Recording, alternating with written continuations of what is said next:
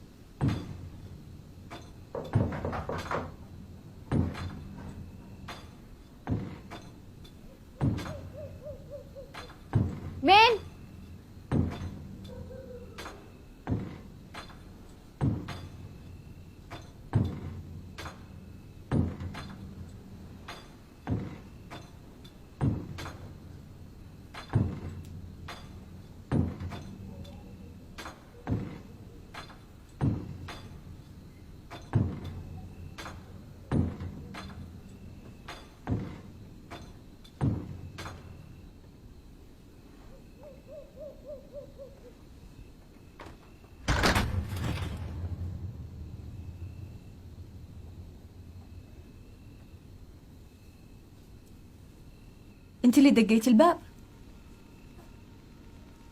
انت اللي دقيتي؟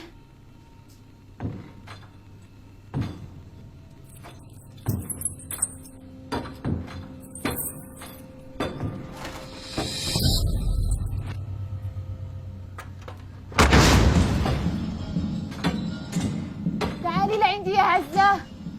تعالي انتي لو سمحتي، تعالي، أنا مش قادرة أخرج.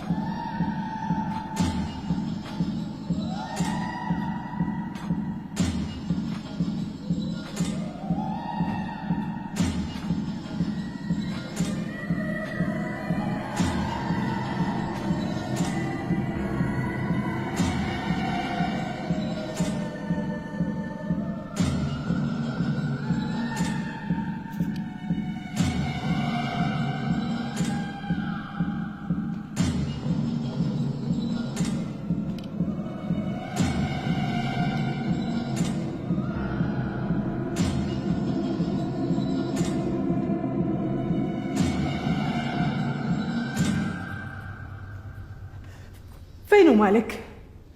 يا مالك!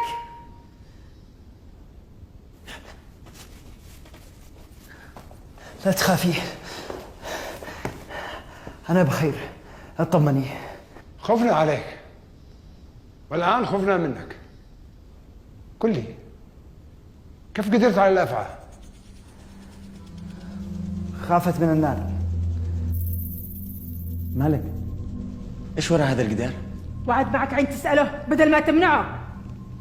لا تخافي يمه، اطمني، أنا بخير، ما حصلش حاجة. إذا هم يشتوا يعرفوا يدخلوا يشوفوا وأنت ترجع معي. ابنك رجال يا منتهى، ما شاء الله عليه. أنا لو علي ما كنتش خليته يدخل، لكن هو اللي أصر. تعلمنا أي مكان ندخله وأي حاجة ناخذها لازم من عقاب، فخلونا نرجع من هنا قبل ما يحصل أي حاجة. اسرعوا.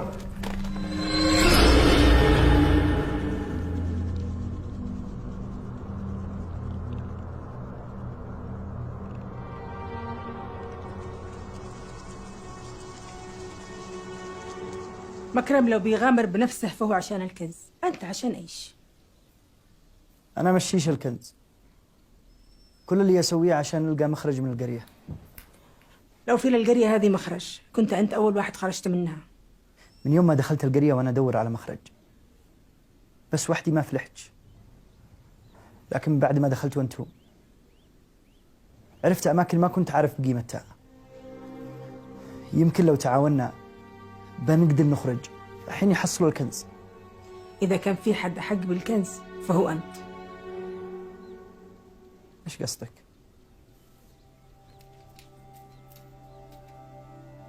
مكرم محتاج لك ولا غيرك عشان يطلع الكنز، لكن أنت مش محتاج لحد. إحنا أحق بالكنز من مكرم ومن غيره.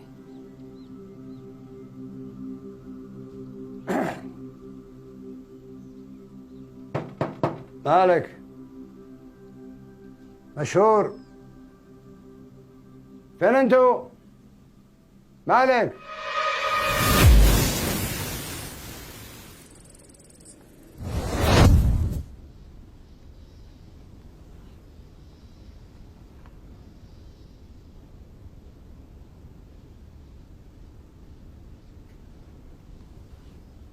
ما بسمع شيء حتى الله؟ إلى الآن ولا شيء. الحمد لله أنا لحقتكم.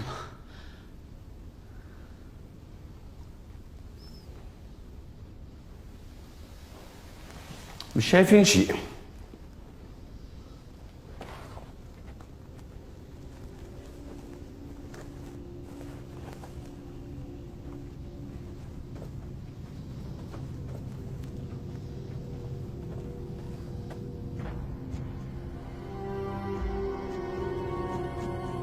هيا يا عم عبد الله.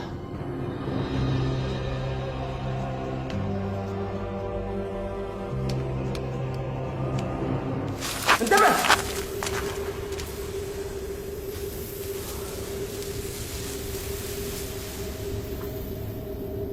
انتبهوا، أمامنا هاوية. شكل الهاوية هذه مأوى للثعابين الحارسة لهذا المكان. يعني ايش؟ يعني لو سقط واحد مننا ما يسلم. يعني ايش؟ ننزل الهاوية؟ شوفوا، في ممر ثاني أمامنا. كيف بنوصل للممر الثاني اللي امامنا وتحتنا هاويه؟ كم تقدر المسافة من هنا للممر الثاني؟ المسافة قريبة، لكن الهاوية تخوف.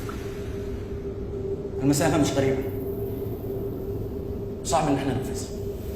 هذا الهاوية من حيل الأولين، كانوا حريصين على كنوزهم. ويمكن مش هاويه. أسفلت يا مجنون. بنتأكد. تتأكد من رأسك. الحين الأفعال ادخلي لنا. الهاوية أمرها سهل، بقول لكم كيف نفعل لما نخرج برا. هيا هيا.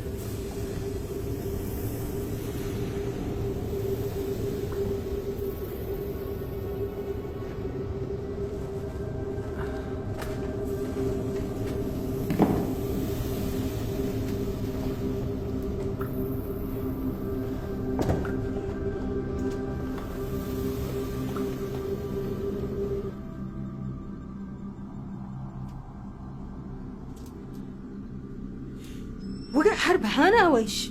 بالليل ارتعبت أنا وغنية. عرفتوا إيش كان الصوت؟ شوفي إيش وقع بالمطبخ. الخراب هذا مش شغل جن، هذا شغل انس. اكلوا الخبز وقلبوا المطبخ كلب.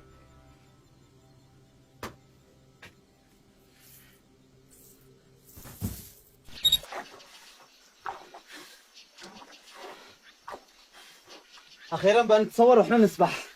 ذكريات.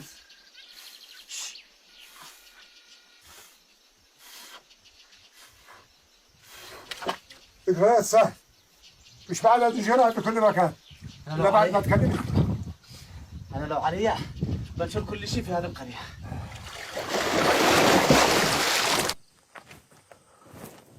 كم قتلك في القرية هذا؟ مش عارف بالضبط، ساعتي مكسورة ومش شغالة، ما بيش معي تلفون. يعني مش قادر تخمن؟ تقريبا أنا شفت القمر مكتمل 3 مرات. يعني قتلك في حدود 3 شهور. كيف قدرت تعيش بالقرية هذه لوحدك؟ مالك؟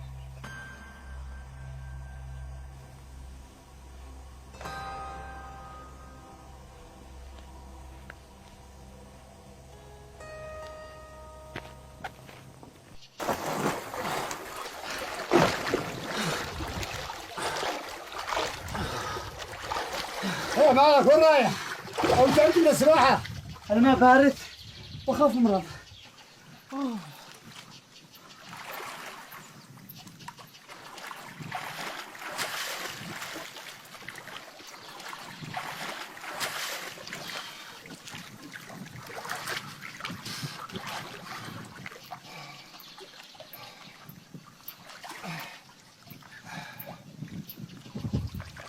اهلا اغنية.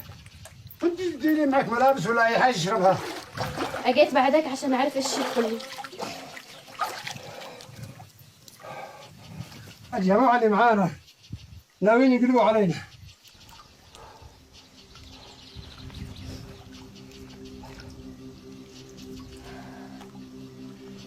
من هم الجماعة اللي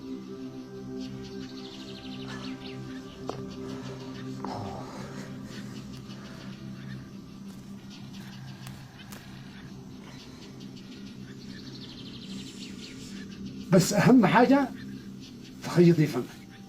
أنا فمي مخيط وتاخدك عارس لي. وانا الفليله حقي انقطعت. معك ابره وخيط. ماهر متى جيت؟ خير ايش فيه؟ لا ولا شيء. انت ما تعبت سباحه؟ اطلع الدنيا برد.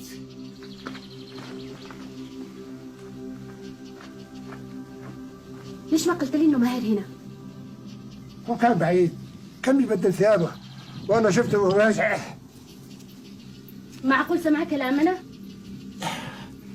ما اظن انه سمع كلامنا، وكان بعيد. طب ليش جاب الكاميرا معه؟ الكاميرا دائما معه، ولا نسيتي؟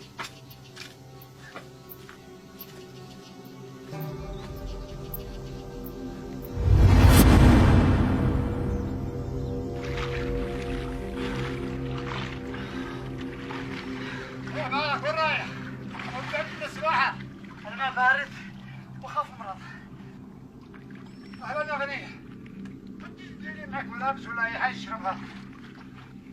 مش مداري ده الكنز لي.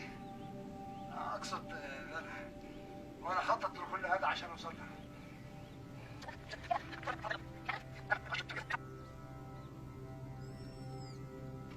الآن كيف بيوصل إن إحنا خبر من جبار ونحب القرية المقطوعة هذه؟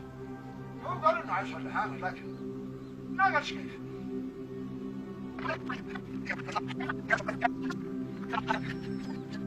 أجيت بعدك عشان أعرف إيش. الجماعة اللي معانا ناويين يقلبوا علينا. من هم الجماعة اللي ناويين يقلبوا علينا؟ منتهى وابنها مالك يكوسوا على الكنز.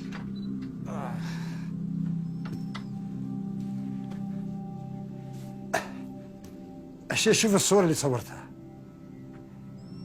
كلمني أول إنه عيسوينا وإحنا بنسبح، واتفقت أنا وهو إنه عيورينا الفيديوهات قبل ما ينشرها. بتشوف كل حاجة بعدين. أنا الآن رايح أكلم عزة. هات الكاميرا وبعدين روح لعزة. أنا ما أطرحش حاجاتي عند حد. ماهر هات الكاميرا. خايفة لا أعرف إيش الكلام اللي بينك أنت وزوجك؟ ماهر قلت لك هات الكاميرا.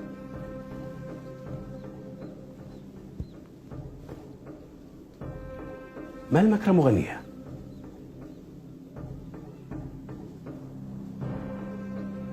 مين انت عشان نخاف منك؟ مش محتاج أخوفك. أصلا دخولك غرفتي وصياحك هذا أكد لي إنكم خايفين وميتين خوف.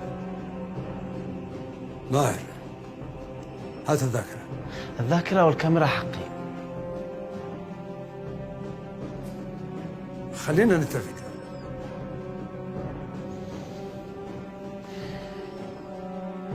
قبل أي اتفاق استعرف من هو جبار. ما لكم؟ ايش حصل بينكم؟ تكلموا، ايش فيكم ساكتين؟ ما في شيء، لا تشغل بالك.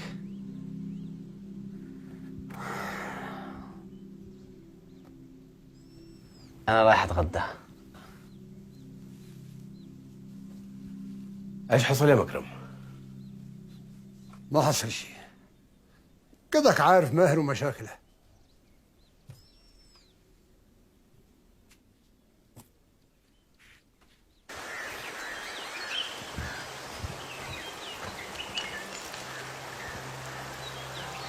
ساعديني أخرج من القرية هذا. لو سوينا 1000 حيلة خرجتكم من القرية مستحيلة. ما فيش حاجة مستحيلة إذا تدخلتي في الموضوع. أنت ما تغيرت إلا من بعد جايتهم، واليوم تدور طريق عشان تخرجهم. أنا ما تغيرت، وقرار خروجي كان من أول يوم دخلت فيها القرية هذا. صح إني يأست، لكن من بعد ما جت أمي قررت إني أعمل أي شيء عشان أخرج أنا ومن معي. وأنا وأيام أنا باجي أزورك وتزوريني. اللي خلف الشلال ما أعرفه ولا يمكن أتجاوزه. مواقفك وطيبتك ما ينساها أي شخص، ويسأل عنك حتى لو كان في آخر الدنيا. بعمل كل جهدي عشان ما تخرج من عندي.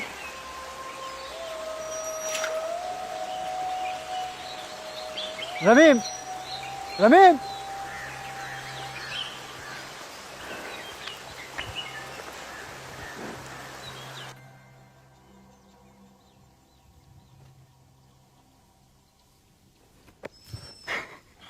كاميرا مجنونة. ايش الموضوع اللي تقولي عليه؟ غنية ومكرم بيلعبوا بنا زي ما يشتوا. ماهر، انا ما احبش الالغاز، قولي ايش تقصد؟ ايش اقول لك؟ الكاميرا هذه خلتني اكتشف حاجات ما كناش عارفينها. ايش كشفت لك؟ غنية ومكرم مخططين لكل شيء وعاملين حساب كل خطوة لنا في هذه القرية. كيف مخططين؟ يعني جيتنا للقرية هذه ما كانتش بالغلط، كان كل شيء مدبر ومقصود. يعني كل اللي يحصل لنا من مكرم وغنية؟ وين رايحة؟ المكرم وغنية. لا تروحيش، خلي الموضوع عليها. ايش بتسوي؟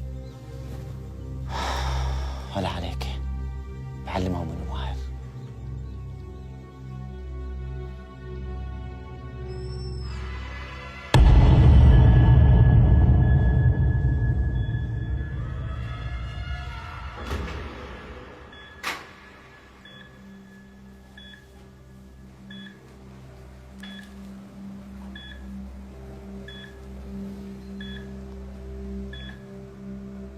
مساء الخير.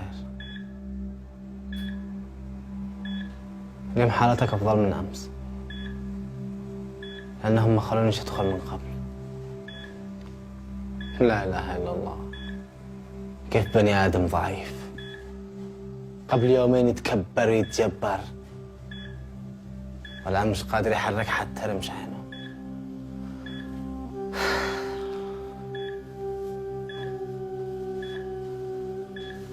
تذكر يا عم،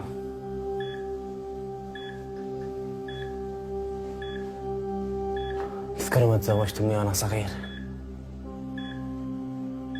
تذكر يمكن تضربني بلا سبب، تطردني خارج البيت، كنت خايف وابكي، وإذا أمي تكلمت تطردها حتى هي خارج البيت. وقتها كنت صغير وضعيف وخايف منك. حتى وقت الأكل كنت أوقف من مكاني لما أنت تجي، إذا شفتك في الشارع أخذ طريق ثانية عشان خايف منك.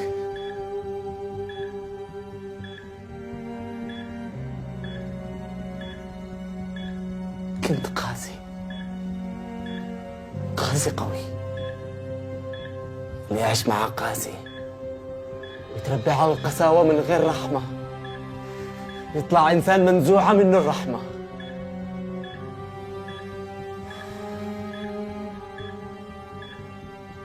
خلص صبري عليك، إني صبرت عليك سنين، مش قادر أصبر أكثر من كذا.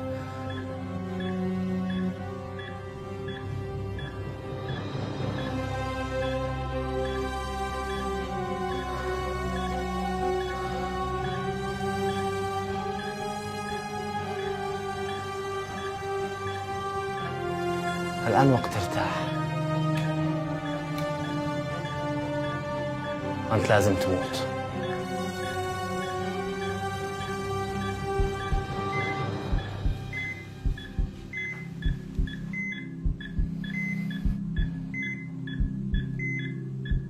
الموت صعب، وأنت لازم تعيش هذا الشعور.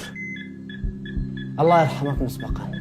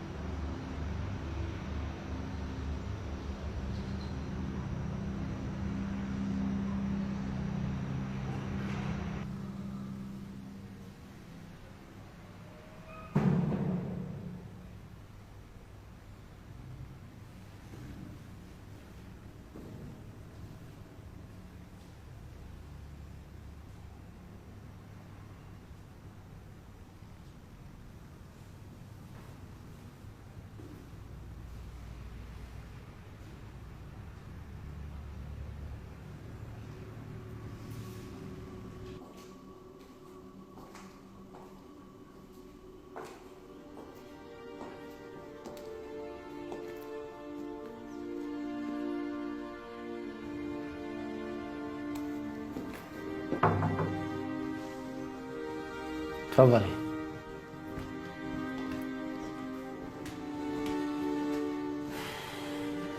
أنا عزة عبد الله عبد الغني اللي جيت عندك قبل يومين.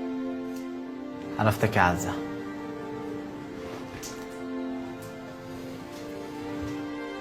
بنت شغوفة وتحب عملها، مستحيل حد ينساها. شكرا. غير كذا اسمك حلو وملفت. أنا موافق تشتغلي عندي على إنك تمسكي الحفلات والأعراس. حلو. انتبهي على الكاميرا هذه لأنها حياتي وكل شيء بالنسبة لي. أنا الكاميرا هي حياتي واعتبرها مثل بنتي. لقيت حد مثلي يهتم بالكاميرا ويدلعها. انتبه تتهاون معاهم وتقاسمهم الكنز. لا انا عمري ما تهاونت مع حد الا معك انت، وانت كوشتي على كل شيء انت علي. مكرم، انا وما املك يا غنيه ملكك في دوالك، بس ما تزعلي. الأركب بيوصل إن إحنا خبر من جبار ونحب القرية المقطوعة هذه. هو قال انه عايش لحاله لكن ما قالش كيف. شكلنا تورطنا. انت لا تقلقي ولا حاجه، انا خططت كل شيء تخطيط تمام، بس اهم حاجه تخيطي فمك. أنا فمي مخيط وتقدك عارفني.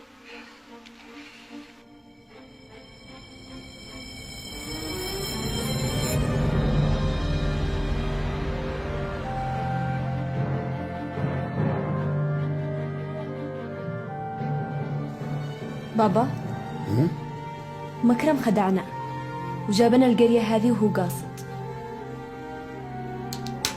وللآن مش فاهمة ليش جابونا لهنا. من قال لك الكلام هذا؟ وكيف عرفتي؟ ماهر صورهم من دون قصد وسمع كلامهم. أنا كنت حاسس إن جيتنا للقرية هذا ما هي صدفة ولا ظروف. أنا آسفة يا بابا، ما كنت عارفة إن كل هذا بيحصل. كان كل همي إني أصور الفيلم. ما يكفي ما فعلوا، ما شبعوا تضحيات. من هم؟ على فكرة ما بسكت المكرم وغنية، بكرة بفضحهم أمام الكل. لا تسوي شيء، اسكتي وخليها من وقتها وأنا بقول لك ما تسوي.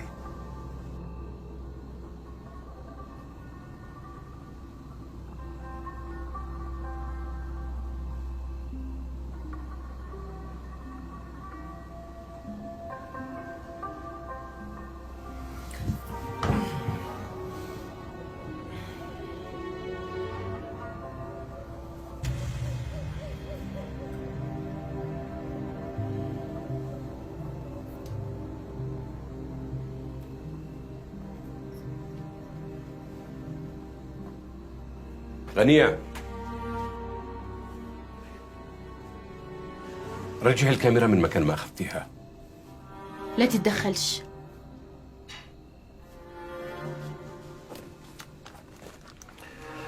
ارجعي غرفتك من غير صياح ومشاكل.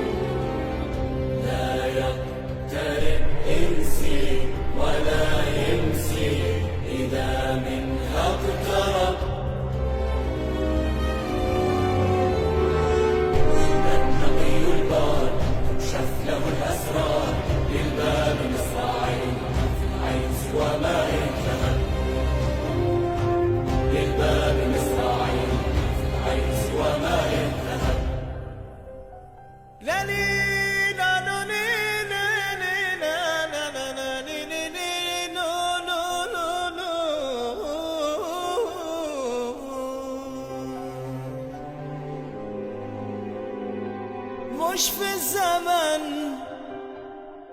في الناس بات تلقى العجب،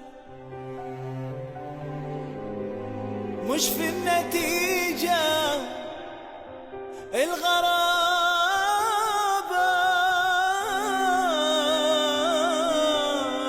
في السبب، مش في المتاهة، في النفوس التايهة. كم خير ظاهر عن ضياء العين احتجب، لا شيء تغير فيك يا طبع البشر.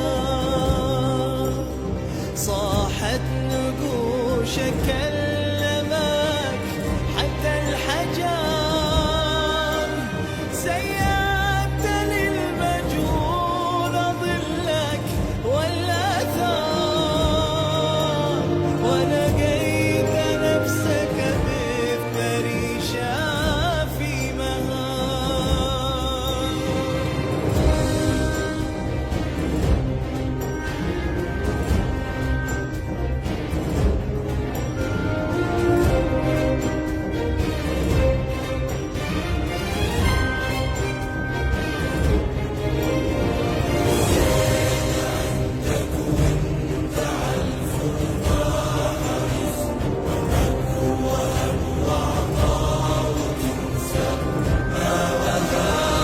رخصت غالي يوم غليت الرخيص، بس الذهب يا صاحبي يبقى ذهب، بس الذهب يا صاحبي يبقى ذهب.